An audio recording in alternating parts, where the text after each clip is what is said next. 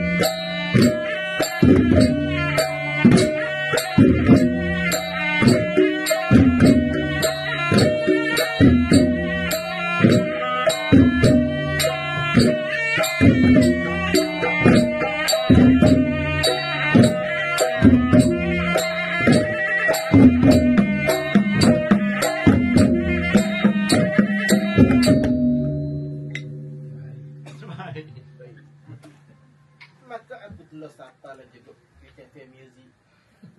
Sambil lalu saat ni bunyi lagu lagu aku buat tu main tu.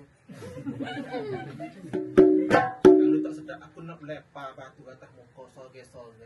Mulut lagu aku. Jadi aku nak cari lah pengasuh kembar aku soge lagi tu. Walau bunyi khabar kata duduk di kafe duduk tunggu Kak Jum masuk. Lama nak masuk ni. Dah ni baru pukul 5 petang.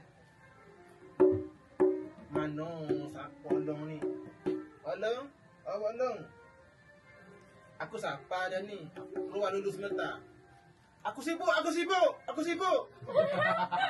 Kamu buat gapo? Duduk mana tu? Aku duduk dapur. Buat gapo? Aku tolong Kak Jum masak lah. Aku tu bik semata aku nak kacak kira denganmu ni Long. Lama benar tak jumpa. Nak jumpa dengan aku kena bayar. Tak bayar pulaknya. Aku buat jangan ingkar pada aku.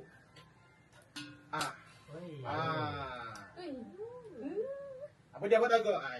Aku lah ni, aku ni pergi tenda cafe music ni. Tenda, tahu tenda? Tak kira lah. Tapi sebenarnya aku tenda aku buat master kat sini.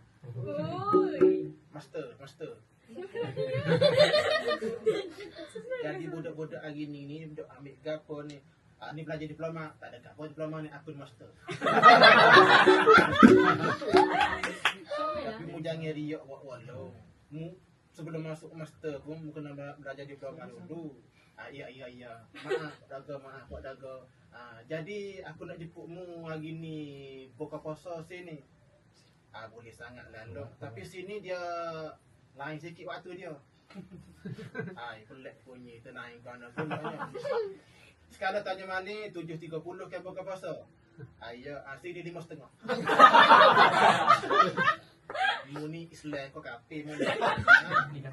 Jadi dah nak kalau nak buka puasa dengan aku waktu tu lah masa dia pukul 5.30. Jadi aku nak tahu macam mana ni. Pening kepala aku nak fikir. Jadi lah ni Cik Anik tu kata nak klik pukul 4.30 tu.